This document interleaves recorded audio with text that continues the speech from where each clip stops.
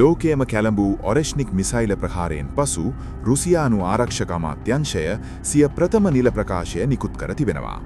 රුසියාව පවසන්නේ යුක්‍රේන බලශක්ති මධ්‍යස්ථාන ඉලක්ක කර එල්ල කළ මෙම මාරාන්තික ප්‍රහාරය ජනාධිපති ව්ලාඩිමීර් පුටින්ගේ නිල නිවසට යුක්‍රේනය විසින් එල්ල කළ බව කියන ඩ්‍රෝන ප්‍රහාරයට දැක් වූ ඍජු ප්‍රතිචාරයක් බවයි.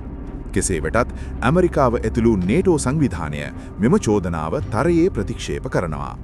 රුසියාවේ මෙම ප්‍රකාශය පිටපස ඇති ඇත්ත නැත්ත සහ මීළඟට සිදුවිය හැකි දේ ගැන අද අප විමසා බලනවා. රුසියානු ආරක්ෂක අමාත්‍යාංශය තහවුරු කරන පරිදි ඔවුන් ඔරෙෂ්නික් මධ්‍යම දුර විහිදුම් බැලිස්ටික් මිසයිලය භාවිතා කරමින් ඉතා නිවැරදි දිගුදුර ප්‍රහාරයක් යුක්‍රේනය වෙත එල්ල කර තිබෙනවා. රුසියාව පවසන්නේ දෙසැම්බර් 29 වනදා පුටින්ගේ රාජ්‍ය නිල නිවසට යුක්‍රේනය විසින් ඩ්‍රෝන 91ක් යොදාගෙන ප්‍රහාරයක් එල්ල කිරීමට උත්සාහ කළ බවයි.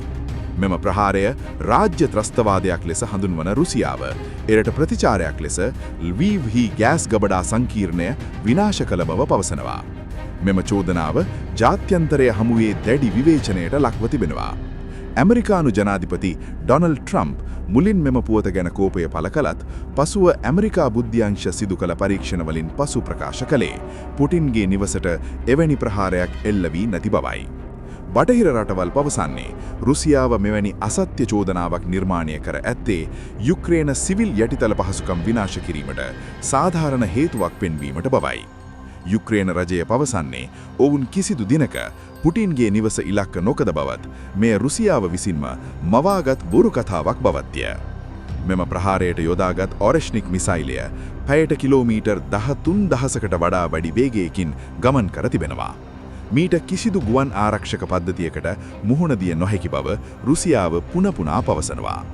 ල්වීව්හි පිහිටි යුරෝපයේ විශාලතම ගෑස් ගබඩාවට එල්ල වූ මෙම ප්‍රහාරයෙන් පසු මුළු කලාපයේම ගෑස් පීඩනය පහත වැටී තිබෙනවා.